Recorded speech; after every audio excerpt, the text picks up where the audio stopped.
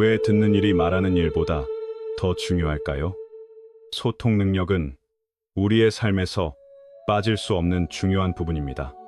그런데 많은 사람은 소통을 잘하려면 말을 잘하는 법만 배우면 된다고 생각합니다. 말솜씨가 좋은 사람이 곧 대화를 잘하는 사람이라고 여기기도 합니다. 하지만 실제로는 말을 잘하는 것만으로는 충분하지 않습니다.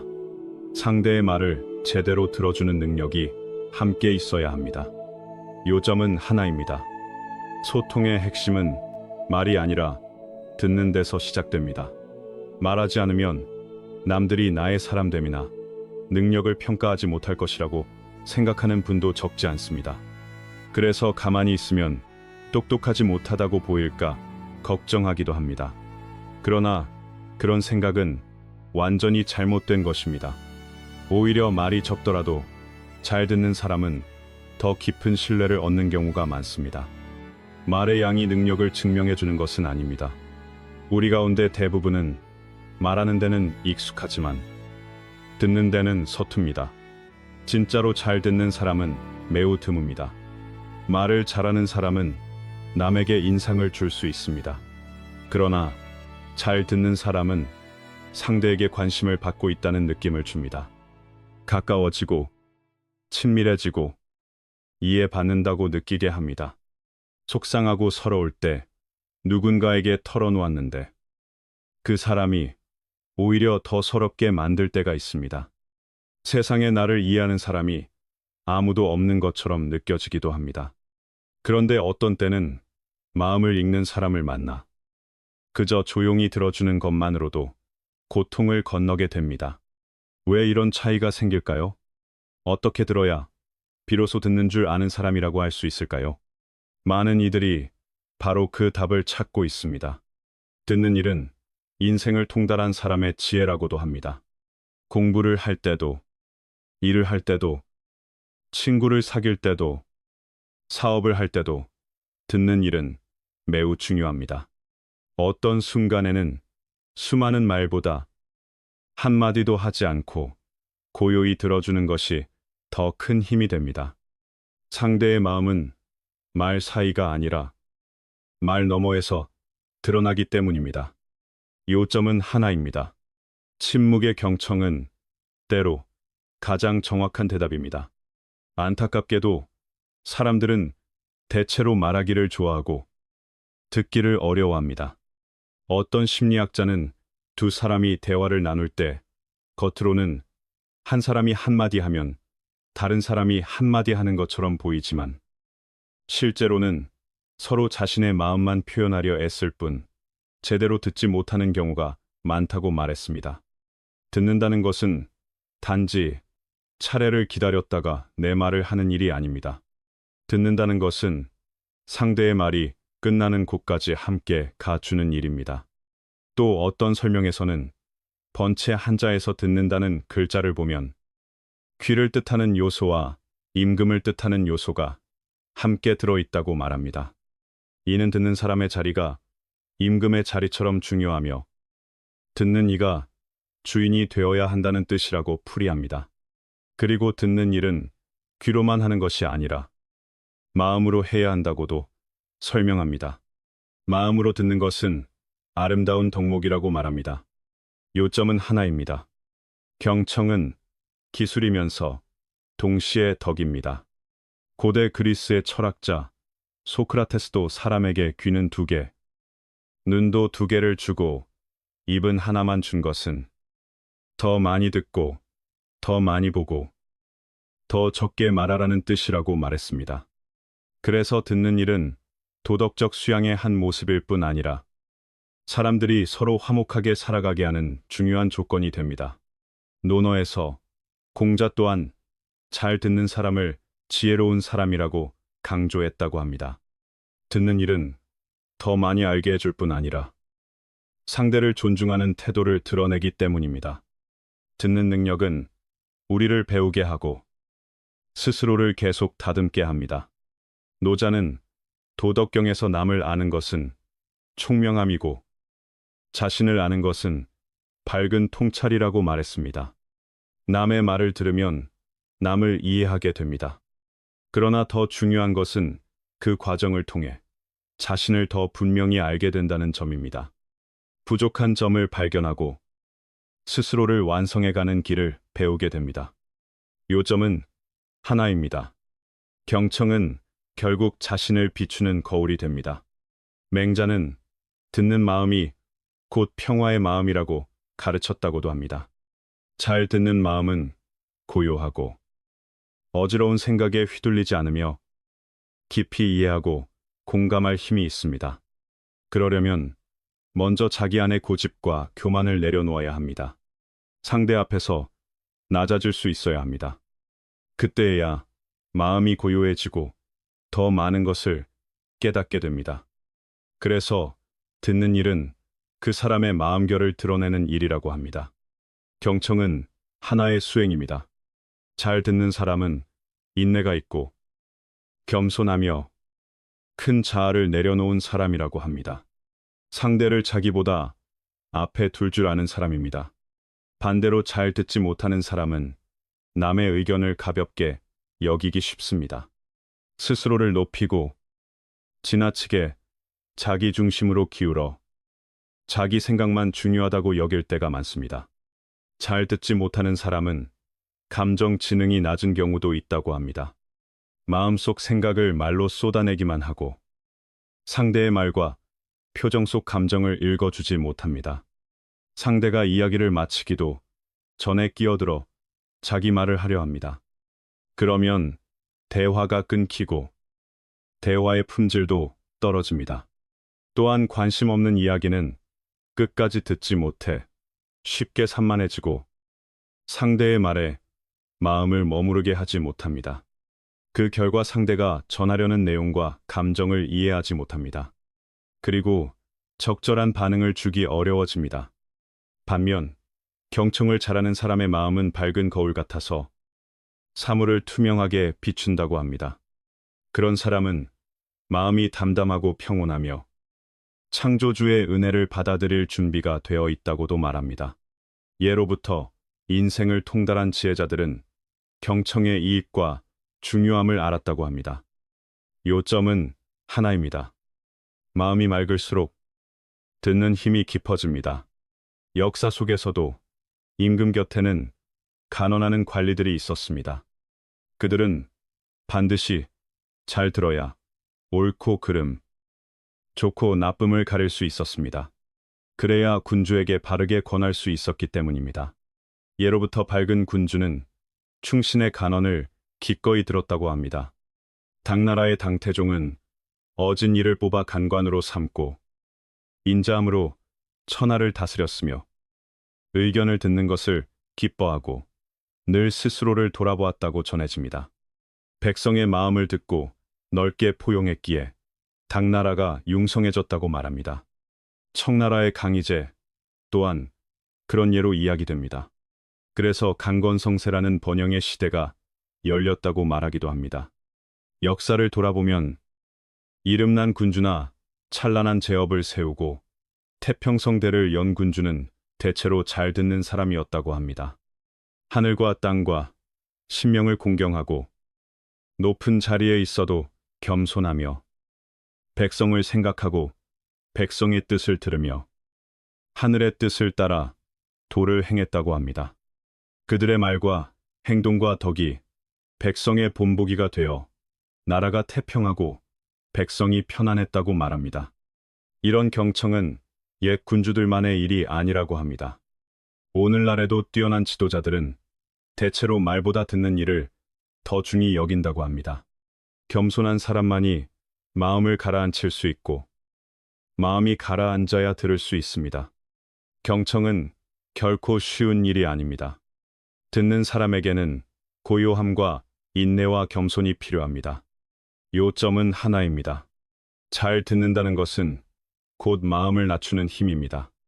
마음을 낮출 수 있는 사람은 우주 만물과도 소통할 수 있다고 말합니다.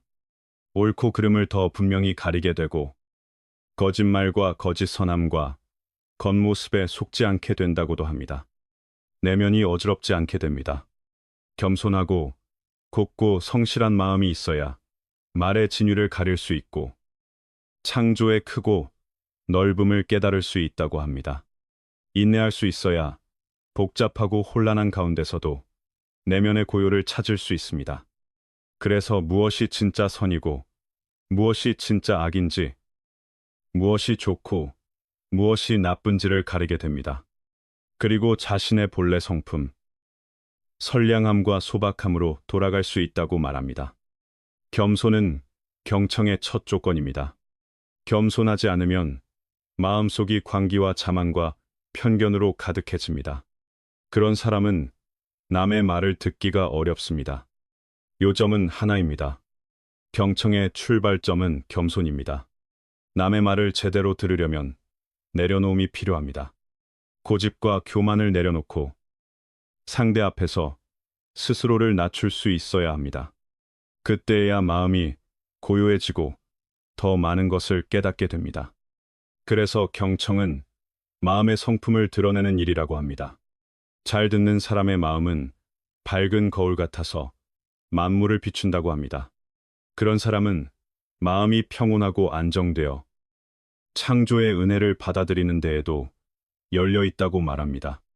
그래서 예로부터 인생을 통달한 지혜자들은 경청의 이익과 중요함을 알았다고 합니다. 핵심은 하나입니다. 잘 듣는 힘은 결국 마음의 깊이에서 나옵니다. 이제 여러분이 경청이 부족하다는 신호 9가지를 살펴보겠습니다. 어떤 사람은 고개를 끄덕이고 눈을 맞추기만 하면 잘 듣고 있다고 생각합니다. 하지만 그것만으로는 정확하지 않습니다. 좋은 경청자가 된다는 것은 상대를 뚫어지게 바라보는 일이 아닙니다. 실제로는 우리가 미처 생각하지 못한 요소들이 많습니다. 질문을 하지 않습니다. 질문은 내가 들었고 관심이 있다는 것을 상대에게 보여주는 가장 중요한 방법 가운데 하나입니다. 질문의 종류에 따라 대화의 깊이도 달라집니다.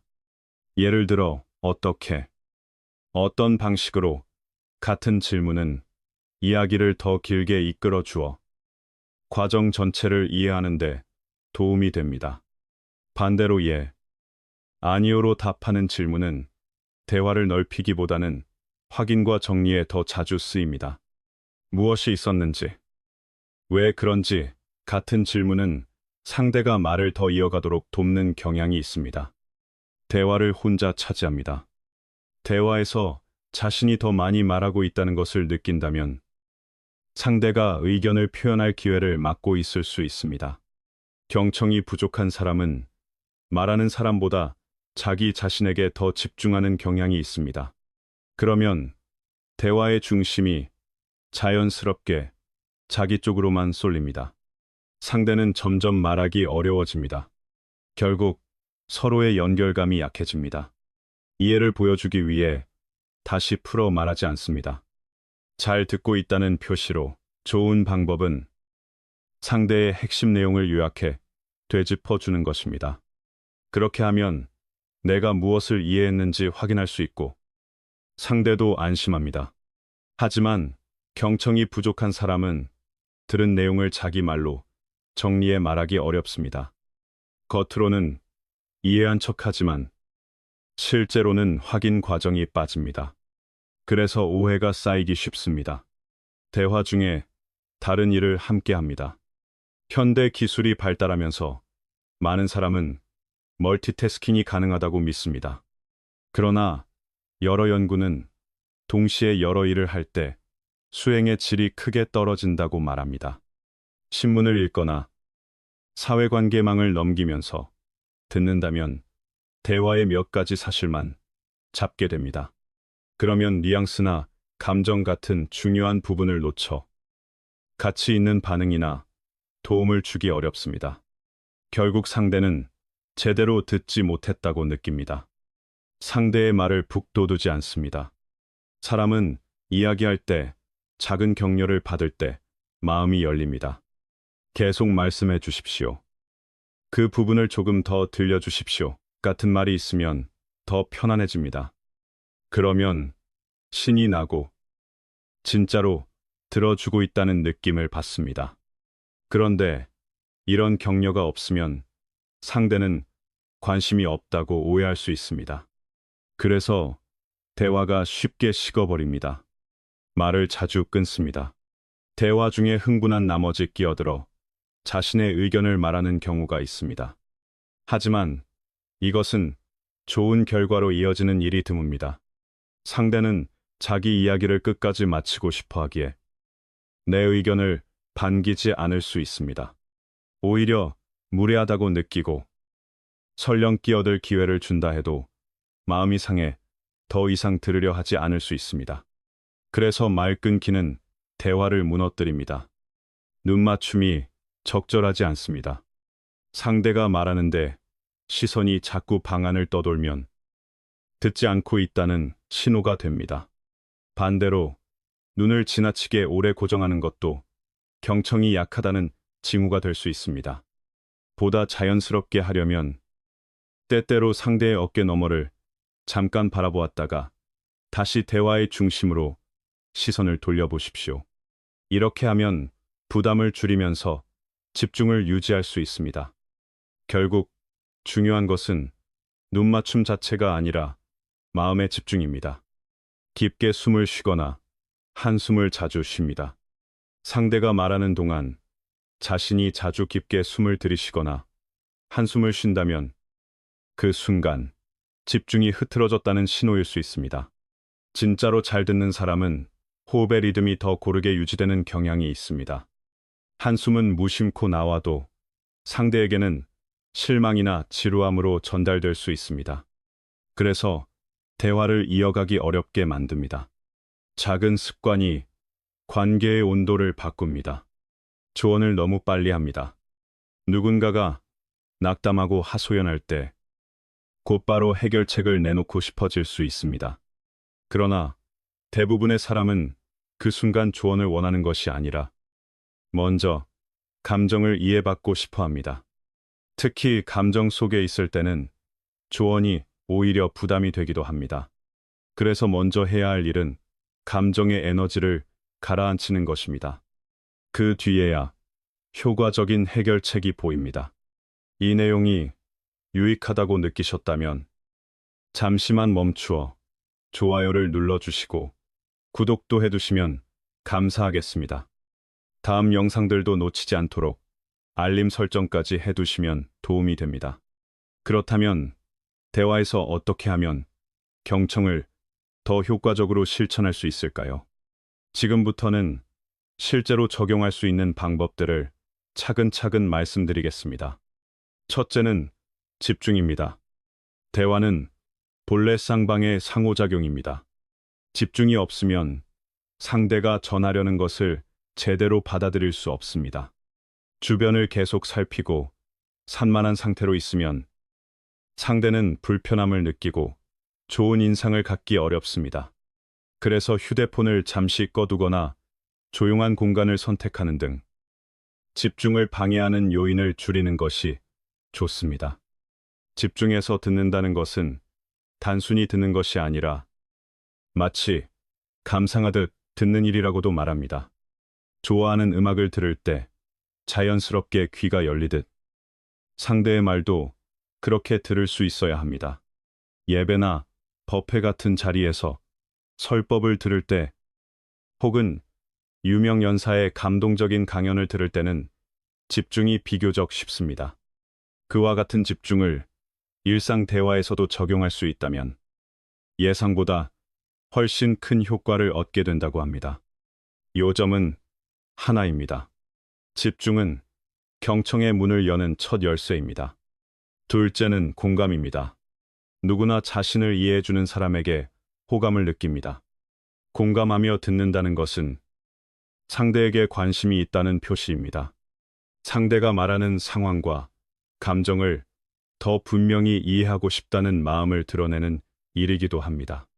말하는 사람의 입장에 잠시 서서 그 말이 왜 나왔는지, 어떤 마음이 담겼는지 살펴보십시오. 또한 상대의 말 속에 숨은 뜻을 알아차리면 그에 맞는 반응을 더 부드럽게 할 수 있습니다. 상대를 이해하려는 태도는 상처가 되는 말을 줄이고 관계를 보호하는 데에도 도움이 됩니다. 요점은 하나입니다. 공감은 마음과 마음을 잇는 다리입니다. 셋째는 전체를 듣는 것입니다. 뉴스나 강의를 듣거나 길을 물을 때처럼 핵심 메시지를 놓치지 않는 듣기입니다. 상대의 말을 들을 때 주요 아이디어를 붙잡고 필요하다면 간단히 메모하는 습관도 도움이 됩니다. 말의 구조가 어떻게 이어지는지 살펴보고 상대가 제시하는 실제 사례가 어떤 근거로 쓰이는지도 함께 보십시오. 이것은 단순히 집중하는 것을 넘어 상대의 설명 과정에 능동적으로 참여하는 경청입니다. 그래서 더 어렵지만 그만큼 효과도 크다고 합니다. 넷째는 듣는 동안 다른 일에 끌리지 않는 것입니다. 누군가의 이야기를 들어주기로 했다면 그 순간에는 다른 일을 내려두는 것이 좋습니다. 그 대화가 정말 중요하다면 잠시 일을 미루는 선택도 가능합니다. 또는 지금은 일을 마무리해야 한다면 상대에게 예의를 갖추어 잠시만 기다려달라고 말하는 편이 낫습니다. 다만 대화가 사소한 일들로 계속 끊기고 중단되면 상대는 불편함을 느낍니다. 말하는 사람은 미안함과 부담을 느끼며 더 이상 이야기하고 싶지 않아질 수 있습니다. 요점은 하나입니다. 경청에는 상대가 안전하다고 느낄 시간이 필요합니다. 다섯째는 질문을 적절하게 하는 것입니다. 적당한 순간에 질문을 던져 내용을 확인하는 것은 대화를 따라가고 있고 관심이 있다는 신호가 됩니다. 그러나 질문이 엉뚱한 타이밍에 나오면 대화가 막히기도 합니다. 또한 이야기를 내 의도대로 끌고 가려 하면 상대는 주도권을 빼앗겼다고 느낍니다. 잘 듣는 사람은 상대가 흐름을 이끌도록 두는 편입니다. 가장 좋은 방법은 질문을 마음속에 잠시 저장해 두었다가 상대가 하고 싶은 말을 충분히 끝낸 뒤에 묻는 것입니다. 듣는 중에 내가 다음에 무엇을 말할지 미리 구성하느라 바빠지면 정작 상대의 말을 놓치게 됩니다. 여섯째는 평가와 분석을 위한 경청입니다. 비싼 제품을 사려 할 때 휴대폰이나 태블릿, 오토바이, 자동차처럼 큰 결정을 앞두면 많은 분들이 가족이나 판매 직원의 의견을 듣고 비교합니다. 이때의 경청은 정보를 모아 판단하고 결정하는 능력과 연결됩니다. 듣고 본 것, 그리고 이해한 것을 바탕으로 신중하게 생각하고 정확한 판단을 내리는 과정이기 때문입니다. 일곱째는 긍정적인 반응으로 상대에게 돌려주는 것입니다. 눈빛, 고개 끄덕임, 상대의 몸짓에 맞춘 자연스러운 반응은 지금 이 이야기에 마음이 있다는 표시가 됩니다. 또한 상대가 말한 핵심을 잠깐 되짚어주면 진짜로 들었다는 신뢰가 생깁니다. 질문으로 관심을 이어가는 것도 도움이 됩니다. 예를 들어 면접처럼 중요한 자리에서는 상대가 질문을 끝까지 마치도록 기다리고 끼어들지 않으며 질문의 핵심에 맞춰 답하는 것이 적극적 경청의 대표적인 모습이라고 합니다. 요점은 하나입니다. 경청은 반응을 통해 완성됩니다. 여덟째는 객관적인 태도를 지키는 것입니다. 경청을 잘하는 사람은 생각이 열려 있고 가능한 한 객관적으로 보려 합니다. 말하는 사람을 존중하고 그 관점을 이해하려는 마음을 유지합니다. 다만 공감만 하고 끝내는 것이 아니라 자기만의 기준도 함께 지켜야 합니다. 요점은 하나입니다. 공감하되 휩쓸리지 않는 균형이 필요합니다. 남의 말이 언제나 사실인 것은 아닙니다. 그래서 무엇이든 그대로 믿고 따라가는 태도도 조심해야 합니다. 그렇다고 의심만 하며 공감을 잃어버리면 경청은 금방 차가워집니다. 가장 좋은 길은 중립적인 자리에서 듣고 상황에 맞는 말로 부드럽게 소통하는 것입니다. 그럴 때 비로소 상대도 편안해집니다. 아홉째는 판단하고 강요하지 않는 것입니다. 경청을 잘하려면 마음이 열려 있어야 합니다. 누구도 완고한 사람과는 대화하고 싶지 않습니다.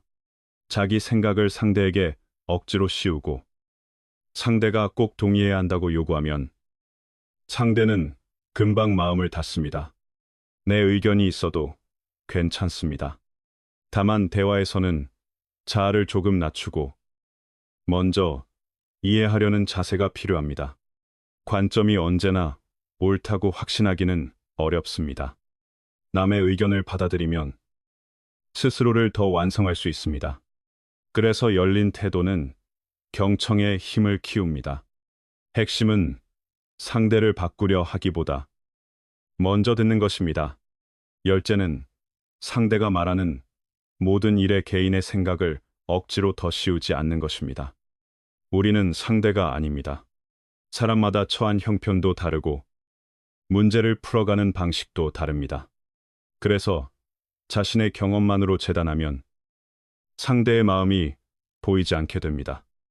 먼저 상대의 자리로 잠시 옮겨서 보십시오.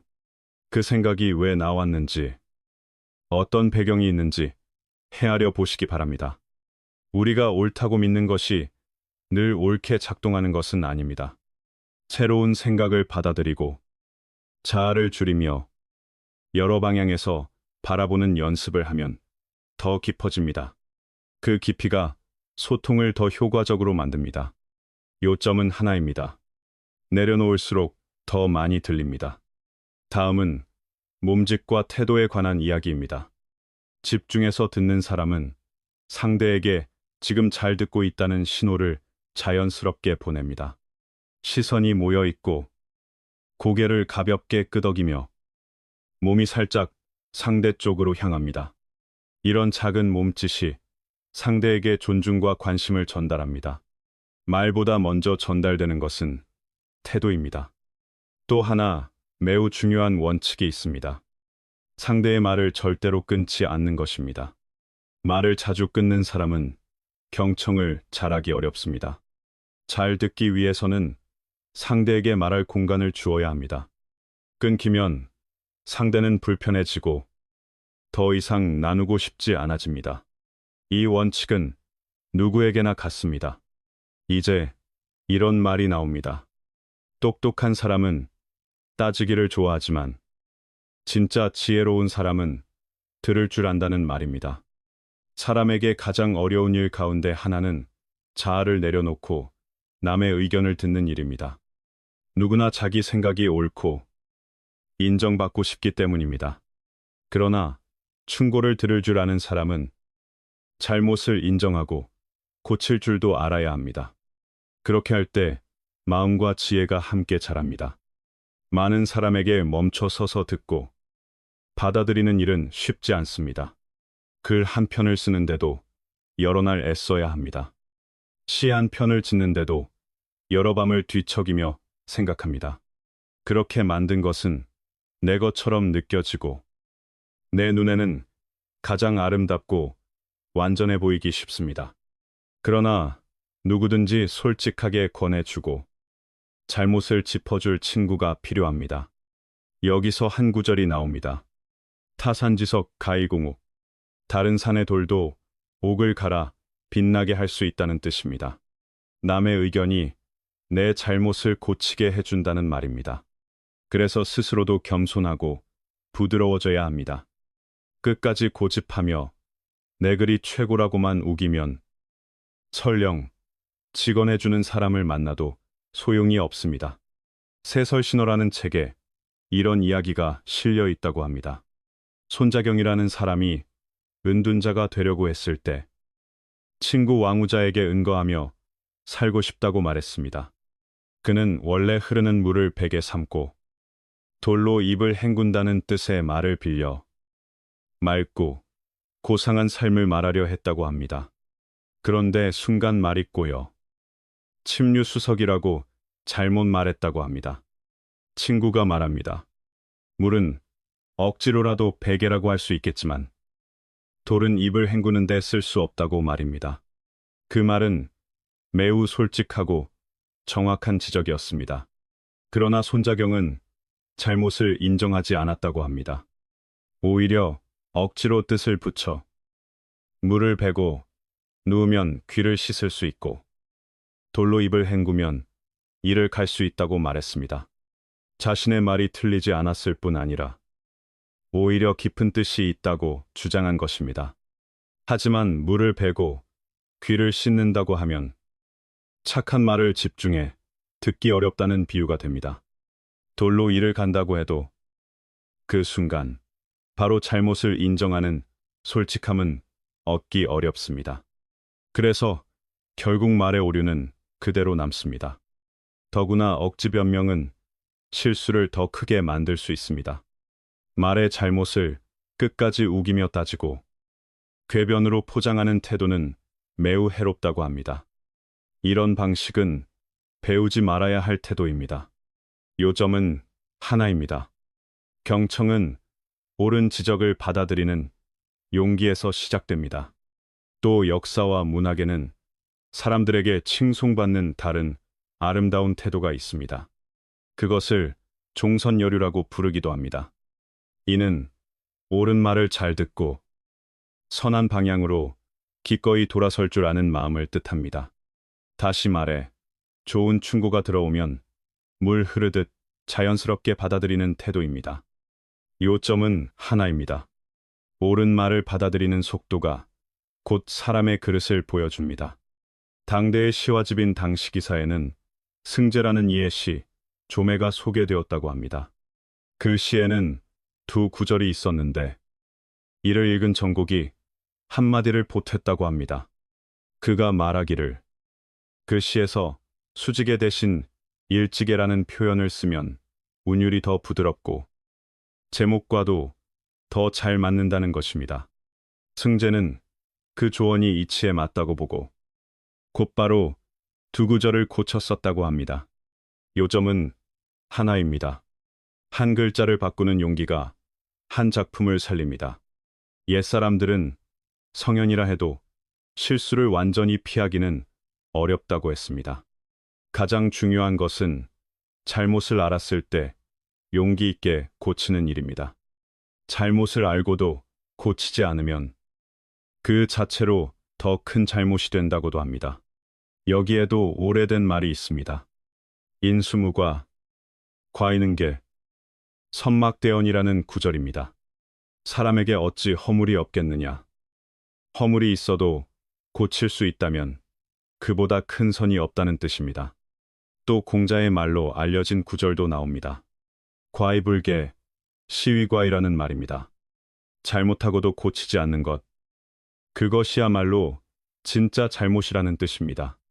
고친다는 것은 스스로의 그릇된 말과 행동을 적극적으로 바로잡는 일입니다. 그래서 칭찬받을 만한 일이라고 합니다. 요점은 하나입니다. 고치는 사람은 앞으로 나아가고 고치지 않는 사람은 같은 자리에 머뭅니다. 공자의 제자, 자로는 사람들이 들려주는 의견을 듣는 것을 기쁘게 여겼다고 합니다. 고치려는 마음이 있는 사람은 마땅히 그래야 한다는 뜻입니다. 실수를 고칠 용기가 있어야 말과 행동을 계속 다듬을 수 있고 마침내 높은 덕을 갖춘 사람이 될 수 있다고 합니다. 역사서에는 당태종이 정관 5년의 장손무기와 대신들에게 이런 말을 했다는 기록도 있습니다. 현명한 군주가 있어야 대신들이 직언할 수 있고 사람은 스스로의 모습을 보기 어렵다는 말입니다. 그래서 그가 대신들에게 자신의 장점과 단점을 말해보라고 했다고 합니다. 장손무기는 황제의 무공과 문제, 덕행이 예로부터의 제왕을 뛰어넘으며 내린 결정과 명령도 나라와 백성에게 이롭고 정확하다고 말했습니다. 그리고 바쁘게 명을 받들 뿐이라 황제의 허물을 찾지 못했다고 말합니다. 이에 당태종은 자신은 부족함을 듣고 싶은데 좋은 말만 하니 아첨과 다르지 않다고 했다고 합니다. 그는 또한 오늘은 공적으로 장점과 단점을 토론해 앞으로의 거울로 삼고자 한다고 말했습니다. 요점은 하나입니다. 권력의 자리에서도 듣고자 하는 마음이 있어야 나라가 바로 섭니다. 당나라가 역사에서 가장 융성한 왕조 가운데 하나가 된 이유로 당태종의 총명함과 경청을 드는 설명도 있습니다. 앞서든 여러 예시는 후대에게 하나의 교훈을 전하려는 것이라고 합니다. 곧 겸손하게 남의 의견을 듣고 진심으로 잘못을 고치라는 교훈입니다. 그렇게 할 수 있는 사람은 자아를 내려놓고 사사로움 없이 남의 기여를 받아들일 줄 아는 사람입니다. 그럴수록 재능도 더 자라난다고 합니다. 또 이런 말이 나옵니다. 총명함과 지혜는 서로 다른 경지라는 것입니다. 총명한 사람은 자신의 재능을 남에게 드러내 보일 수 있습니다. 그러나 지혜로운 사람은 남의 아름다움을 볼 줄 알고 들을 줄 압니다. 총명한 사람은 남을 바꾸려 하고 남이 자기 뜻을 따라 주길 바라기 쉽습니다. 지혜로운 사람은 자신을 돌아보고 자연의 이치를 따르려 합니다. 요점은 하나입니다. 지혜는 남을 이기려는 데가 아니라 자신을 낮추는 데서 자랍니다. 총명한 사람은 값진 예술 작품을 만들 수 있습니다. 하지만 지혜로운 사람은 스스로를 닦아 더 높은 경지의 작품을 이루려 한다고도 합니다. 또 우리는 말을 배우는 데는 인연이 걸리지만 침묵하고 듣는 법을 배우는 데는 평생이 걸린다는 말도 있습니다. 그러니 옛사람들이 말한 고집과 억지를 내려놓고 듣는 법을 배우라고 권합니다. 듣는 법을 배우는 일이 바로 스스로를 높이는 길이라는 뜻입니다. 그래서 이런 말이 이어집니다. 경청은 말의 깊이를 기르는 일이요. 신중한 말은 예절이요. 침묵은 수양이라는 것입니다. 미국의 소설가 어니스트 해밍웨이도 말을 배우는 데는 인연이 걸리지만 남은 60여 년은 침묵을 배우는 데 쓰인다고 말했다고 합니다. 말과 행동은 한 사람의 삶의 환경을 결정합니다. 말은 적어도 입에서 봄바람 같은 따뜻함이 흘러나와 사람을 편안하게 하는 이가 있습니다. 반대로 말은 끊이지 않아도 입에서 가시가 나와 사람을 지치게 하고 멀어지게 하는 이도 있습니다. 요점은 하나입니다. 말의 품격은 듣는 태도에서 시작됩니다. 여기서부터는 세 가지로 풀어 말합니다. 첫째, 경청은 사람의 내공입니다. 듣고 있을 때의 침묵은 수많은 말보다 더 마음을 움직일 수 있다고 합니다. 사람 사이에서 가장 흥미로운 대화는 한 사람이 편안히 말하고 다른 한 사람이 집중해 들어주는 순간이라고도 합니다. 경청은 상대를 존중하는 태도이며 사람 사이의 거리를 좁혀줍니다. 한 젊은이가 생물학을 좋아해 연구에 참여했고 성과도 조금 얻었습니다. 어느 날 중요한 연회에 가서 세계적으로 유명한 생물학자를 만났는데 그는 끝까지 한마디도 하지 않고 오직 집중해 들었다고 합니다. 연회가 끝날 무렵 그 젊은이는 그 학자의 호의를 얻게 되었다고 합니다. 유명한 생물학자는 그에게 영감이 있는 대화 상대라고 칭찬했다고 합니다. 진짜 지능은 말하는 능력보다 듣는 능력에 있다는 말이 여기서 나옵니다. 말을 잘하면 청중을 끌 수 있지만 잘 듣는 사람은 친구를 얻는다고 합니다. 그러니 떠들며 불편하게 만들기보다 집중해 듣는 쪽이 더 높이 평가받는다는 것입니다. 둘째, 신중함은 예절입니다. 어떤 책에는 자신을 위해서는 마음을 맑게 하여 다스리고 세상을 대할 때는 말을 신중히 하라는 뜻의 구절이 있다고 합니다.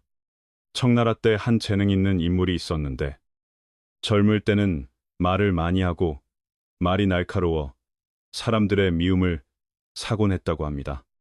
연애에서 남을 놀리다 되레 조롱을 당해 난처해진 적도 있었다고 합니다. 이후 그가 유명해져 조정의 관직을 맡았을 때 조정에서 무심코 한 말이 의심을 불러 사람들에게 고립되었다고 합니다. 끝내 참소를 믿은 황제에게 갇히고 사실을 아는 이들도 돕지 못해 관직을 잃고 목숨까지 잃었다는 이야기입니다. 요점은 하나입니다. 말의 실수는 때로 인생 전체를 흔듭니다. 그래서 신중함은 남에게도 자신에게도 책임을 지는 일이라고 합니다. 남이 화가 났을 때는 상처를 건드리지 말라고 합니다. 남이 형통할 때는 많은 사람 앞에서 허물을 들추지 말라고 합니다. 아무리 가까운 사이여도 말은 절제하고 물러설 때와 나아갈 때를 알아야 한다고 합니다. 쓸데없는 말을 하는 것이 모든 화근의 시작이라는 말도 나옵니다. 한 번 나온 말은 거두기 어렵기 때문입니다. 셋째, 침묵은 수양입니다. 옛날 한 농부가 친구와 함께 장에 가서 흙병을 샀다고 합니다. 돌아오는 길에 어떤 사람이 도구를 들고 지나가다 그 병을 깨뜨렸습니다. 그런데 농부는 그대로 걸어갔습니다. 친구가 왜 붙잡아 배상을 요구하지 않느냐고 묻자 농부는 고의가 아니고 병은 이미 깨졌으니 다투어도 이득이 없고 오히려 웃음거리가 된다고 했다고 합니다. 친구는 크게 감탄했다고 합니다. 여기에도 속담이 나옵니다. 수심, 불어, 이놈불언이라는 말입니다. 물이 깊을수록 말이 없고 사람이 든든할수록 말이 적다는 뜻으로 풀이됩니다. 함부로 남과 다투면 남도 괴롭고 자신도 괴롭습니다. 끝내 남도 다치고 자신도 다칠 수 있습니다. 그러니 침묵은 품위를 지키는 가장 좋은 방법이라고 합니다. 알맞은 침묵은 비겁함이 아니라 소리보다 더 나은 지혜라고 말합니다. 요점은 하나입니다. 필요한 침묵이 곧 사람을 지켜줍니다. 삶을 잠시 무음 모드로 바꿔보시기 바랍니다. 남이 복잡하게 흔들어 놓는 소음에 끌려가지 말고 스스로의 풍경을 바라보며 스스로의 길을 걸어가야 합니다. 삶이 복잡해질수록 마음은 더 쉽게 얽매입니다. 그래서 침묵은 사람을 풀어주는 힘이 됩니다. 요점은 하나입니다. 침묵은 마음의 자유를 지키는 방법입니다. 사람과 어울릴 때 가장 중요한 것은 서로가 편안함을 느끼는 것입니다. 남은 삶에서는 말보다 생각을 앞세우시기 바랍니다. 이성으로 입을 다스릴 수 있다면 그것이 곧 수양입니다. 침묵으로 감정을 눌러줄 수 있다면 그것도 수양입니다. 어떤 시인은 귀가 영혼으로 가는 길이라고 말했습니다. 어떤 일이든 많이 듣고 적게 말하라는 뜻입니다.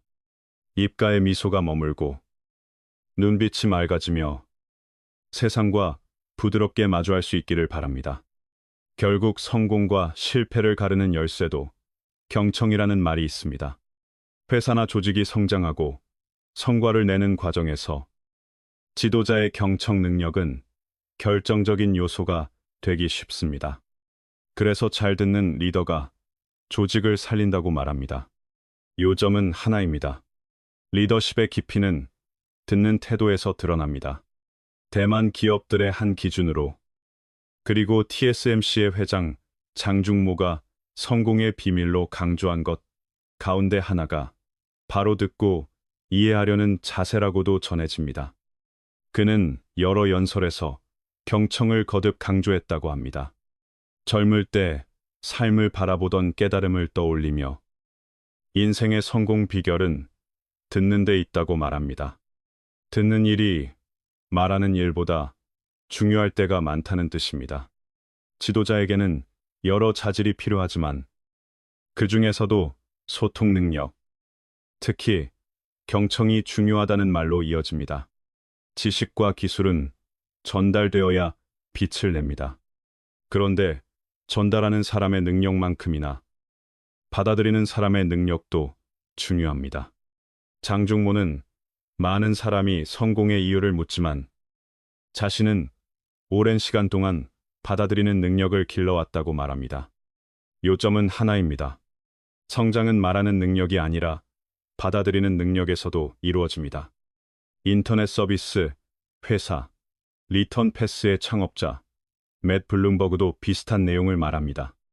그는 자신의 경영 경험을 책으로 정리하며 좋은 CEO로서의 조언을 담았다고 합니다. 그의 조언은 사업에서 성공하는 열쇠가 부하 직원의 목소리를 듣는 데 있다는 것입니다. 스타트업 CEO, A Field Guide to Scaling Up Your Business 라는 책에서도 직원의 피드백을 받아들이는 일이 특히 창업 초기에 매우 중요하다고 말합니다. 주변 사람들은 일을 함께하는 동료이기도 합니다. 그래서 그들의 조언에는 조직이 더 좋아지기를 바라는 마음이 담겨 있을 때가 많습니다. 맷 블룸버그는 CEO로서 가장 중요한 일 가운데 하나가 자신의 성과에 대한 피드백을 요청하는 것이라고 강조합니다. 물론 이것은 피드백을 받아들일 준비가 되어 있을 때에만 효과가 있습니다. 요점은 하나입니다. 피드백을 원한다면 먼저 마음을 열어야 합니다. 그는 이를 위해 반드시 잘해야 할 세 가지를 말합니다. 첫째, 피드백을 찾아 요청하는 것입니다. 어떤 면에서는 이것이 단순해 보이지만 자연스럽지 않게 느껴질 수도 있습니다. 사장인데 왜 피드백이 필요하냐고 생각할 수 있기 때문입니다. 그러나 사실 우리 모두는 피드백에서 큰 이익을 얻을 수 있습니다. 특히 처음 CEO가 된 사람에게는 더욱 그렇다고 합니다. 경험 많은 CEO라도 시간과 환경에 따라 달라지기 때문입니다. 이 사회와 조직이 내가 하는 일과 성과를 어떻게 바라보는지 이해하는 것은 시대에 맞게 개선해 나가기 위한 거의 유일한 길이 될 수 있다고 말합니다. 둘째, 피드백을 환영하는 태도입니다. 이것은 피드백을 구하는 것보다 더 어렵다고도 합니다. 어떤 피드백에 동의하든 동의하지 않든 방어적인 태도를 버리고 듣는 능력이 있어야 피드백이 계속 이어진다는 것입니다. 팔짱을 끼고 끝없이 논쟁하면 나는 옳고 남은 틀렸으며 나는 피드백에 관심이 없다는 신호만 전달됩니다. 지적에 동의하기 어렵다면 반박부터 하기보다 질문을 해서 더 구체적인 정보를 얻어야 합니다. 중요한 것은 내 생각을 변명하는 것이 아니라 내 행동이 어떤 영향을 주었는지를 이해하는 일이라고 합니다. 요점은 하나입니다. 반응을 줄이면 이해가 깊어집니다. 셋째, 피드백을 실행으로 옮기는 것입니다.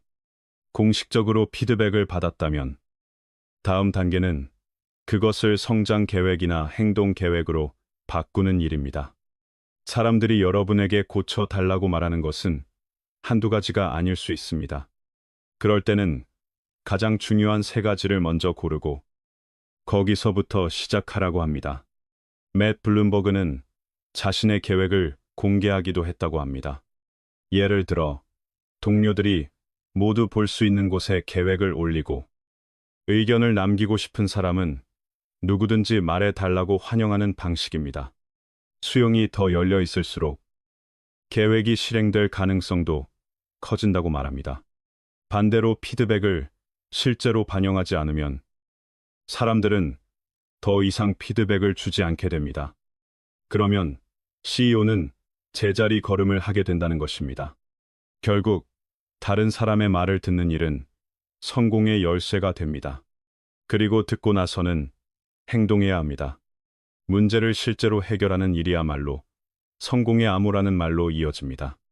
이 내용이 도움이 되셨다면 좋아요를 눌러주시고 공유해주시면 감사하겠습니다. 구독도 해두시면 다음 영상들을 놓치지 않는데 도움이 됩니다. 앞으로도 삶의 철학, 인생의 교훈, 소중한 가치들을 함께 나눌 수 있기를 바랍니다. 좋은 가치를 널리 전해 삶이 더 의미 있고 더 행복해지기를 함께 바라겠습니다.